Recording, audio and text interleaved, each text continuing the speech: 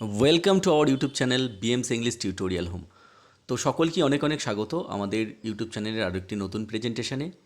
পূর্ববর্তী ভিডিওতে আমরা উইলিয়াম শেক্সপিয়ারের ম্যাকবেথ নাটকটি নিয়ে আলোচনা করেছিলাম ফার্স্ট পার্টে। তো সেখানে আমরা দেখলাম ডাইনিদের দ্বারা প্ররোচিত হয়ে কিভাবে লেডি ম্যাকবেথ এবং ম্যাকবেথ যখন রাজা তাদের দুর্গে আসেন সেখানে তারা তাকে হত্যা করলেন এবং সেই হত্যার দায়ভার সম্পূর্ণভাবে তারা চাপিয়ে দিতে চাইলেন রাজার কক্ষের বাইরে ঘুমন্ত প্রহরীদের ওপর। তো তার পরবর্তীতে কী হলো সেই অংশটুকুই আমরা আজকে দেখে নেব এই সেকেন্ড পার্টে। ডে ব্রোক, ভোর হলো, and with it the Discovery of the murder. তো ভোর হওয়ার সাথে সাথেই কিন্তু রাজাকে যে মার্ডার করা হয়েছিল বা হত্যা করা হয়েছিল সেটা কিন্তু উদ্ঘাটিত হয়েছিল, অর্থাৎ সেই খবরটা জানাজানি হলো। And though Macbeth and his wife showed their utmost grief, যদিও ম্যাকবেথ এবং তার স্ত্রী লেডি ম্যাকবেথ তাদের চরম যে দুঃখ সেটা প্রদর্শন করেছিল, অর্থাৎ রাজা মারা যাওয়াতে রাজাকে যে মার্ডার করা হয়েছিল তার জন্য তারা খুবই শোকার্ত আর কি, এরকম একটা তারা দেখাতে চাইল। আটমোস্ট কথার অর্থ হচ্ছে চরম, আর গ্রিফ কথার অর্থ হচ্ছে কিন্তু শোক। And the evidence of the murder was sufficiently strong, যদিও এভিডেন্স অর্থাৎ প্রমাণটা, কিসের প্রমাণ না রাজাকে যে হত্যা করা হয়েছিল সেই প্রমাণটা, ওয়াজ সাফিসিয়েন্টলি স্ট্রং যথেষ্টভাবেই দৃঢ় ছিল এগেনস্ট দ্য গ্রুমস, যে এই হত্যাকাণ্ড ঘটিয়েছে কারা, ওই গ্রুমসরা বা প্রহরীরা। ইয়েট দ্য এন্টায়ার সাসপিশন, যদিও বা তবুও সমগ্র, এন্টায়ার কথার অর্থ হচ্ছে সমগ্র, সাসপিশন অর্থাৎ সন্দেহটা ফেল আপন ম্যাকবেথ, ম্যাকবেথের ওপর কিন্তু এসে পড়ল।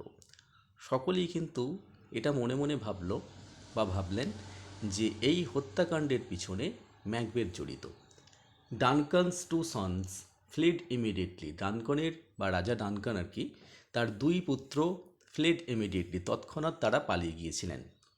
ম্যালকাম the eldest sought for refuge in the English court, Malcolm রাজার বড় ছেলে ম্যালকাম, তিনি কি করলেন, ইংলিশ কোর্টে সেখানে তিনি রিফিউজি হয়ে গেলেন, মানে সেখানে আশ্রয়ের খোঁজে গেলেন। ওয়াইল ডোনাল্ডবিন দ্য ইয়ংগেস্ট, রাজার ছোট ছেলে ডোনাল্ডবিন ফ্লেড টু আয়ারল্যান্ড, তিনি কোথায় পালিয়ে গেলেন, তিনি পালিয়ে গেলেন আয়ারল্যান্ডে। With the death of the king, রাজার মৃত্যুতে দ্য থ্রোন বিং ভ্যাকেটেড, সিংহাসন তো রাজা মারা যাওয়ার ফলে কি হলো, শূন্য হয়ে গেল। ভ্যাকেটেড কথার অর্থ হচ্ছে শূন্য হয়ে যাওয়া। And the sons being unavailable, এবং রাজার দুই পুত্র তাদেরকেও পাওয়া যাচ্ছিল না।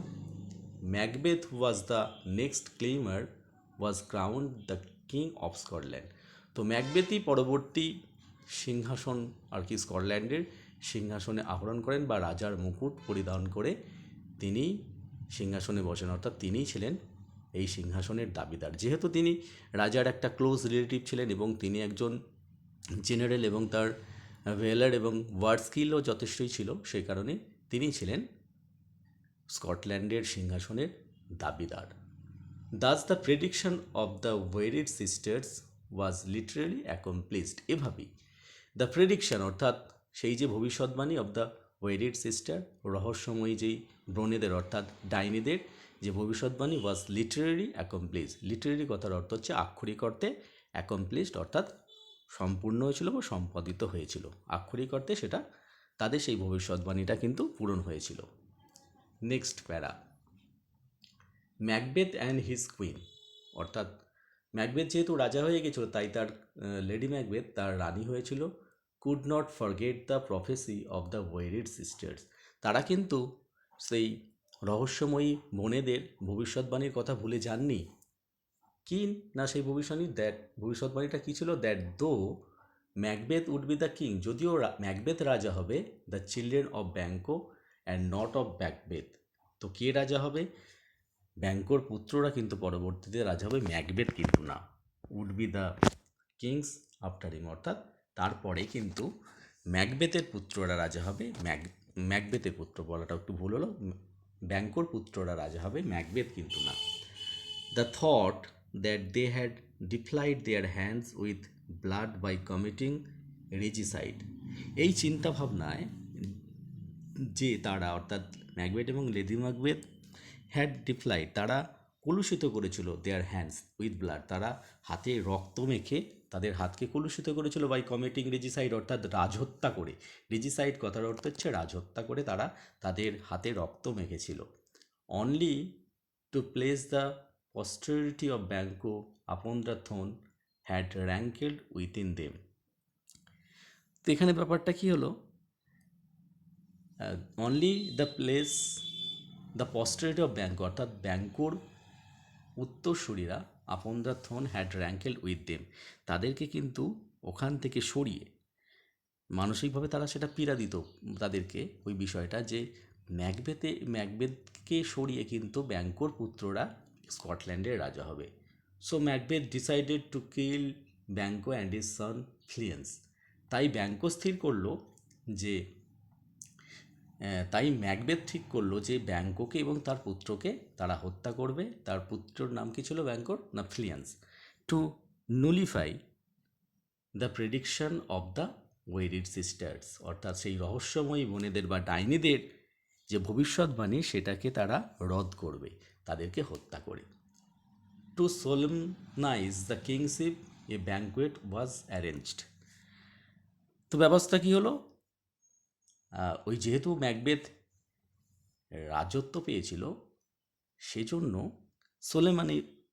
সোলেমনাইজ করা হয়েছিল কিসের কী ব্যাপারটা সম্পন্ন করেছিল, ব্যাঙ্কোয়েটের আয়োজন করা হয়েছিল, মানে একটা খাওয়া দাওয়ার। All the chief thanes along with Banquo and Fleance were invited.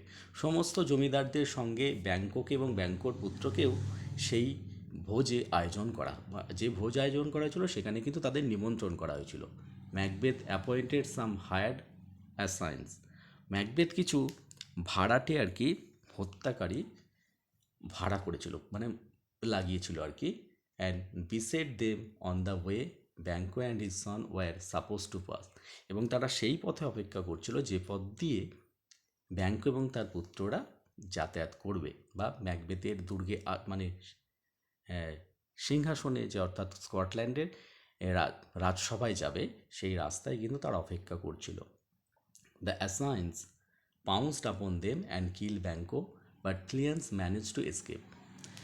তো সেই ভাড়া করা হত্যাকারীরা ঝাঁপিয়ে পড়েছিল ব্যাঙ্কোর ওপর এবং ব্যাঙ্কোকে হত্যা করেছিল, কিন্তু ফ্লিয়েন্স ম্যানেজ টু স্কেপ অর্থাৎ ব্যাঙ্কোর পুত্র ফ্লিয়েন্স সেখান থেকে পালিয়ে যেতে সক্ষম হয়েছিল। নেক্সট প্যারা। Meanwhile, Macbeth and his wife played the role of perfect host with affable and graceful manners, affable and graceful manners that conciliated everyone present in the banquet. তো বিষয়টা কি হলো, ইতিমধ্যেই ম্যাকবেথ এবং তার স্ত্রী অর্থাৎ Lady Macbeth played the role of perfect host. তারা একেবারে ঠিকঠাক যে গৃহকর্তার হোস্টের কাজটা করছিল with affable and graceful manners. আদরণীয় এবং একটা ক্ষমাপূর্ণ তাদের মধ্যে ভঙ্গিমা ছিল। That conciliated everyone's present in the banquet, যেটা কী করেছিল ওই ভুরিভোজে উপস্থিত সমস্ত ব্যক্তিকেই সন্তুষ্ট করেছিল। Macbeth discoursed freely with the thanes and nobleman and regretted the absence of his dearest friend Banquo. তো এরই মধ্যে কী হলো, ম্যাকবেথ কিন্তু রিগ্রেট অর্থাৎ অনুশোচনা করছিল the absence of his dearest friend Banquo, তার সবচেয়ে প্রিয় বন্ধু ব্যাঙ্কোর জন্য। No sooner did he lament for his friend, যেই না ম্যাকবেথ তার প্রিয় বন্ধুর জন্য শোক করেছিল, whom he was missing in the banquet, যাকে তিনি এই ভুরিভোজে অনুপস্থিত থেকে দুঃখ বোধ করছিলেন বা তার অভাব বোধ করছিলেন।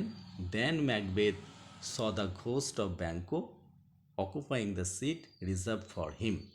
তো ম্যাকবেথ কি দেখলো, ব্যাঙ্কোর ভূত, যে কিনা তার জন্য অর্থাৎ ব্যাঙ্কোর জন্য যে জায়গাটা সংরক্ষিত ছিল সেটা কিন্তু সে দখল করে বসে রয়েছে। অ্যাট দিস হরাইবল সাইট, এরকম একটা ভয়ঙ্কর দৃশ্য দেখে his cheeks became white with fear, ব্যাঙ্কোর তো ভয় একেবারে গালগুলো সাদা হয়ে গেল। And he stood quite unmannered and unnerved with his eyes fixed upon the ghost. তো তখন কি করলো, ম্যাকবেথ একেবারে নিশ্চুপ দাঁড়িয়েছিল, আনম্যানার্ড, তার আচরণটা একটু অস্বাভাবিক রকম লাগছিল, and unnerve with eyes fixed upon the ghost, এবং তার চোখগুলো সেই ব্যাঙ্কোর যে প্রেতাত্মা তার দিকে স্থির ছিল। His queen and all other novels saw nothing. যদিও লেডি ম্যাকবেথ এবং আর যে সমস্ত মহান ব্যক্তিরা এসেছিলেন তারা কিছুই দেখতে পাচ্ছিলেন না, বাট পারসিভড হিম গেজিং আপন অ্যান এমটি চেয়ার, এবং তারা একটা হৃদয়ঙ্গম করতে পারছিলেন বা অনুভব করতে পারছিলেন যে ম্যাকবেথ সেই ফাঁকা চেয়ারটার দিকে এক দৃষ্টে তাকিয়েছিল। They took it to be a fit of distraction. তারা এটাকে কিভাবে নিচ্ছিল, এ ফিট অফ ডিস্ট্রাকশন, একটা বিভ্রান্তিকর ব্যাপার তাদের কাছে মনে হচ্ছিল। And Lady Macbeth even approached him. তখন লেডি ম্যাকবেথ কী করলেন, ম্যাকবেথের কাছে এগিয়ে গেলেন and told him that it was the same fancy which made him see the dagger in the air when he was about to murder Duncan. তো Lady ম্যাকবেথকে এটা বোঝাতে লাগলো এটা একটা তার অলীক কল্পনা, ম্যাকবেথের একটা অলীক কল্পনা। যেরকম ব্যাপারটা ম্যাকবেথ একটা হলিউসিনেশন দেখছিলেন, একটা ড্যাগার আর কি, বাতাসের মধ্যে একটা ছোড়া দেখতে পাচ্ছিল যখন সে ডানকানকে মার্ডার করতে বা হত্যা করতে যায়। But Macbeth continued to visualized but Macbeth continued to visualize the ghost of Banquo. কিন্তু ম্যাকবেথ অবিরত দেখতে পান সেই ম্যাকবেথের প্রেতাত্মাকে, and gave no heed to all the nobleman cuds. এবং ম্যাকবেথ কোনো দিকেই কোনো দৃষ্টিপাত করে না বা কোনো সাড়া দেয় না যে সমস্ত নোবেলম্যান সেখানে উপস্থিত ছিলেন তারা কী কথা বলছেন, and address the ghost with distracted words. এবং ম্যাকবেথ কী করছিল, কিছু বিভ্রান্তিকর কথাবার্তা সেই ভূতের সঙ্গে যেন বলছিলেন আর কি। Lady Macbeth fearing the dreadful secret would be disclose. তো এই সময় লেডি ম্যাকবেথ ভয় পাচ্ছেন যে একটা ভয়ঙ্কর যে গোপনীয়তাটা রয়েছে, অর্থাৎ তারা যে রাজা ডানকানকে হত্যা করেছিল সেটা তো ডিসক্লোজ হয়ে যাবে, অর্থাৎ সকলেই জেনে যাবে। In greatest haste dismiss the guest. তিনি তাৎক্ষণিক তৎপরতার সঙ্গে সমস্ত অতিথিদেরকে বিদায় জানান, excusing the infirmity of Macbeth as a disorder as he was often travel with. তো এই যে অস্বাভাবিকতা যেটা ছিল তার মধ্যে একটা ইনফর্মিটি ছিল, অর্থাৎ অসুস্থতা বোধ, মানে যে ম্যাকবেথ অসুস্থ হয়ে পড়েছে এরকম একটা অজুহাত দেখিয়ে তিনি তাদের সবাইকে পাঠিয়ে দেন। চলে যাব পরবর্তী পেজে। Macbeth and his wife had sleep Macbeth and his wife had their sleep affected with terrible dreams. এই ভয়ঙ্কর স্বপ্নের ফলে ম্যাকবেথ এবং তার স্ত্রীর কিন্তু ঘুম নষ্ট হয়ে আসে, মানে তারা রাত্রে ঘুমাতে পারে না। And the blood of Banquo travel them not more than the escape of Fleance. তো ম্যাকবেথ বা তার স্ত্রী ব্যাঙ্কোকে যে হত্যা করেছিল সেটা তাদের যত না কষ্ট দেয় বা সমস্যা দেয়, তার চেয়ে বড় সমস্যা তাদের কাছে হয়ে দাঁড়ায় ওই ফ্লিয়েন্সের অর্থাৎ ব্যাঙ্কোর ছেলের পালিয়ে যাওয়াটা। Whom they now looked upon as father to a line of kings who would keep their posterity on the throne. যাদেরকে তারা অর্থাৎ যাকে তারা কিভাবে দেখে যে তার বাবার পরে অর্থাৎ ব্যাঙ্কোর উত্তরসূরি হিসাবে সে সিংহাসনকে দখল করবে। উইথ দিস মিজারেবল থটস, এরকম একটা ভয়ঙ্কর চিন্তাভাবনার ফলে দে ফাউন্ড নো পিস, তারা কোনো শান্তি পায় না। And Macbeth decided to visit the heath once more. Macbeth স্থির করে সে সেই পরিত্যক্ত জায়গায় আরেকবার ভ্রমণ করবেন, in search of the three weird sister, সেই তিনজন রহস্যময়ী বোনের খোঁজে, অর্থাৎ সেই তিনজন ডাইনির খোঁজে।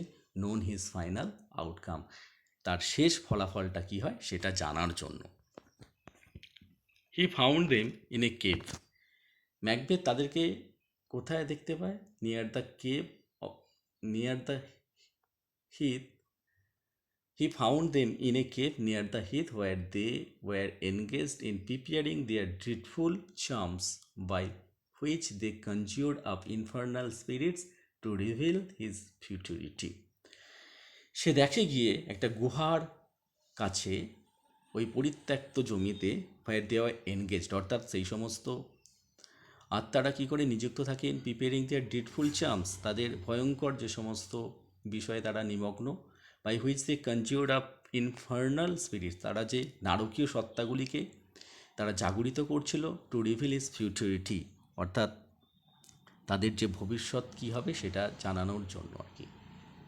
দেয়ার হরাইড ইনগ্রেডিয়েন্টস ওয়ার টর্ডস, তাদের যে ভয়ঙ্কর জিনিসপত্রগুলো ছিল কি, ওয়ার টর্ডস, ব্যাং ছিল, ব্যাটস অ্যান্ড সার্পেন্টস, এবং গোসাপ ছিল দ্য আইজ অফ এ নিউইট, অর্থাৎ একটা এখানেও কিন্তু গোসাপই বলা হচ্ছে নিউট কথার অর্থ, the tongue of a dog, কুকুরের জিভ, দ্য লেগ অফ লিজার্ড, একটা টিকটিকির মানে পা, the wings of a night owl, রাত্রিকালীন যে পেঁচা বের হয় সেগুলোর ডানা বা পাখনা, দ্য স্কেল অফ ড্রাগন, ড্রাগনের আঁশ, the tooth of a wolf, একটা নেকড়ের দাঁত, দ্য মামি অফ এ উইচ, একটা ডাইনির mummy, the root of poisonous hemlock, এবং হেমলক একটা বিষাক্ত যে গাছ তার শিকড়, দ্য গাল অফ গোট, অর্থাৎ ছাগলের পিত্ত, দ্য লিভার অফ জিউ, জিউয়ের যকৃৎ, and the finger of a dead child, এবং একটা মৃত শিশুর একটা কিন্তু হাতের আঙুল। All this were set on to boil in a huge cauldron, এগুলো সমস্ত কী করা হয়েছিল, একটা ভীষণ বড় কড়াইয়ের মধ্যে সেগুলোকে সেদ্ধ করা হচ্ছিল, which was cooled with baboon's blood, এবং সেটা শেষ পর্যন্ত কী দিয়ে ঠান্ডা করা হচ্ছিল, হনুমানের রক্ত দিয়ে। To the poison to the ocean they poured in the blood of a sow that they had eaten her young, and they threw into the flame the grease that had sweaten from a murderer's gibbet. তো এই অবস্থায় কী করলো, they poured the blood of a sow, তার একটা শুকরের রক্ত তার উপর ঢেলে দিল, that had eaten her young, যে তার ছোটদের মানে শিশুদেরকে আর কি খেয়ে নিচ্ছে এরকম ব্যাপার, and they threw into them flame of grease, তো সেখানে কী দিচ্ছিল, গলিত চর্বি দিচ্ছিল, that had sweaten from murderer's গিভেট, অর্থাৎ যে হত্যাকারী তাদের সেই ফাঁসি কাট এরকমভাবে সমস্ত কিছু জিনিস তারা ব্যবহার করছিল। বাই দিস, এগুলির দ্বারা, by this charms they invoke the infernal spirit to answer their question, তাদের প্রশ্নের উত্তর দেওয়ার জন্য তারা এই নারকীয় সত্তাগুলিকে জাগরিত করছিল। Macbeth demanded to know from them, Macbeth দাবি করে তাদের থেকে জানতে চায় আর কি, whether he would have his doubts resolved by them or by their masters the spirits, তাদের সেই ম্যাকবেথের যে সন্দেহ ছিল সেটা কি উদ্ঘাটিত হবে, সেই তার যে সত্যটা কি তাদের দ্বারা সে জানতে পারবে, না তাদের মধ্যে যে প্রধান অর্থাৎ অশরীরী আত্মাদের মধ্যে প্রধান যিনি তার কাছ থেকে ম্যাকবেথ সেটা জানতে পারবে। He was not daunted by the crimination that he saw and blood boldly said where are they, এবং সে কী করে, ম্যাকবেথ তখন কী করে, হি ওয়াজ নট ডন্টেড, অর্থাৎ ম্যাকবেথ ভয় পায়নি, বাই দ্য ক্রিমিনেশন দ্যাট হি স, যা কিছু হচ্ছিল ওখানে সেগুলো দেখে, অ্যান্ড বোল্ডলি সেট, সে দৃঢ়ভাবে বলেছিল ওয়ার আর দে, তারা কোথায়, লেট সিম দেম, তাদের দেখা যাক, so they called their spirits, তাই তারা সেই আত্মাগুলোকে ডেকেছিল। There were three of them, তাদের মধ্যে ছিল তিনজন, first one looked like a armed head, তো প্রথমজন যাকে দেখা গেল তার আর্মড হেড মানে হাতের ওপরই একটা মাথা, and he called Macbeth by named and told him, সে ম্যাকবেথকে নাম ধরে ডাকে এবং বলে beware of the thane of ফাইভের যে জমিদার তার থেকে সতর্ক থাকতে। Macbeth thank him for the cautions, এই সতর্কবার্তার জন্য ম্যাকবেথ তাকে ধন্যবাদ জ্ঞাপন করে। He was jealous to Macduff the thane of Macbeth তৎক্ষণাৎ যে ফাইভের জমিদার ম্যাকডাফ তার প্রতি ঈর্ষাবোধ করে। The second spirit arose in the likeness of A bloody child, দ্বিতীয় যে সত্তাটা তার যে উপস্থিতিটা কীরকমভাবে হয়, একটা রক্তাক্ত শিশুর মতো। He called Macbeth by name and told him, ম্যাকবেথের নাম ধরে ডেকে সে বলে to have no fear of death, তাকে মৃত্যুর জন্য ভয় করতে হবে না, but to love and scorn the power of human born naturally of a woman's womb, মানে হাসতে এবং ঘৃণা করতে একজন মানুষের ক্ষমতা যে স্বাভাবিকভাবে তার মাতৃগর্ভ থেকে জন্মেছে, অর্থাৎ মাতৃগর্ভে থেকে জন্মানো কোনো শিশু কিন্তু ম্যাকবেথের মৃত্যুর কারণ হবে না। He advised him to be bold, bloody and resolute. সে তাকে অর্থাৎ ম্যাকবেথকে এই উপদেশ দিয়েছিল দৃঢ় থাকতে, আরও অর্থাৎ রক্তের খেলায় মেতে উঠতে এবং তার যে রিজলিউট, তার যে উদ্দেশ্য সেটা সম্পাদন করতে। Next, then live Macduff remarked the king, who need do I fear of you, Macduff? যতক্ষণ ম্যাকডাফ জীবিত আছে, রাজা তাকে উদ্দেশ্য করে বলল, what need to do I fear of you Macduff? আমি তোমাকে কেন ভয় পাবো? But yet I will make assurance doubly sure. আমি এটা মানে নিশ্চিত হলাম, দ্বিগুণভাবে নিশ্চিত হলাম। অর্থাৎ যেহেতু ওই কথা বলা হয়েছিল জমিদারের থেকে, ফাইভের জমিদারের থেকে সতর্ক থাকতে, কিন্তু মাতৃগর্ভে জন্মানো কোনো শিশু তো তাকে হত্যা করতে পারবে না। You shall not live so that I may tell the pale-hearted fear that it lies and sleep in spite of thunder. You shall not live so, তুমি বেঁচে থাকতে পারবে না, that I may tell the pale hearted fear, যতক্ষণ আমি মানে ভয়ে হৃদয় শুকিয়ে যাওয়ার মতো ব্যাপার আসে, দ্যাট লাইজ অ্যান্ড স্লিপ, যেটা শায়িত রয়েছে এবং ঘুমিয়ে রয়েছে, আর কিন্তু in spite of the thunder, ওই বজ্রের মধ্যে। The third spirit arose in the form of A crown child. তৃতীয় আত্মাটা কীভাবে ওঠে? একটা ক্রাউন চাইল্ড, ওটা মুকুট পরা একটা শিশুর মতো, with a tree in his hand, তার হাতে একটা গাছ থাকে। He also called Macbeth by name, সেও ম্যাকবেথকে নাম ধরে ডাকে, অ্যান্ড কমফর্টেড হিম, তাকে আশ্বস্ত করে এগেনস্ট কনস্পিরেসিস, অর্থাৎ ষড়যন্ত্রের বিরুদ্ধে তাকে মানে সন্তুষ্ট করে, and told him that he should never be vanquished until the wood of Birnam to Dunsinane hill would come. যতক্ষণ না ব্রিমেনের জঙ্গল ডানসাইন পাহাড় পর্যন্ত আসে, ততক্ষণ কিন্তু সেই বিনাশ হবে না, তার বিনাশ হবে না। Who can fix the forest and move it from its earth bounds root, said the king. রাজা বলল, অর্থাৎ ম্যাকবেথ বললেন কি, কে এই জঙ্গলকে, যেটা মাটির সঙ্গে গাছগুলো যে পুঁতে রয়েছে, সেই জঙ্গলকে, আর্থবাউন্ড রুটসকে ওখান থেকে কে সরাতে পারে? I shall live the usual period of man's life, অর্থাৎ মানুষের যতদিন আয়ু ততদিন সে বাঁচবে, and not to be cut by a violent day, সে ভয়ঙ্কর মৃত্যুর দ্বারা কিন্তু শেষ হবে না। But my heart throbs to know one thing, কিন্তু আমার হৃদয় ধুকধুক করছে একটা জিনিস জানার জন্য। Tell me if you can tell me so much, যদি তুমি আমাকে এত কিছুই বলছো, if ব্যাঙ্কোজ issue shall ever reign his kingdom, ব্যাঙ্কোর যে উত্তরসূরিরা কি কখনো রাজা হতে পারবে বা রাজত্ব ভোগ করতে পারবে, অর্থাৎ স্কটল্যান্ডের রাজা হতে পারবে? এই প্রশ্ন কিন্তু ম্যাকবেথ ওই তৃতীয় স্পিরিটটার কাছে করেছিলেন। তো এই ছিল আজকে আমাদের আলোচনার বিষয়বস্তু। আলোচনাটি যদি তোমাদের কাছে ইফেক্টিভ বলে মনে হয়, তো ভিডিওতে অবশ্যই একটি লাইক করে দিও। চ্যানেলে নতুন হলে চ্যানেলটিকে সাবস্ক্রাইব করে রেখো নিত্য নতুন ভিডিওর আপডেটস পাওয়ার জন্য।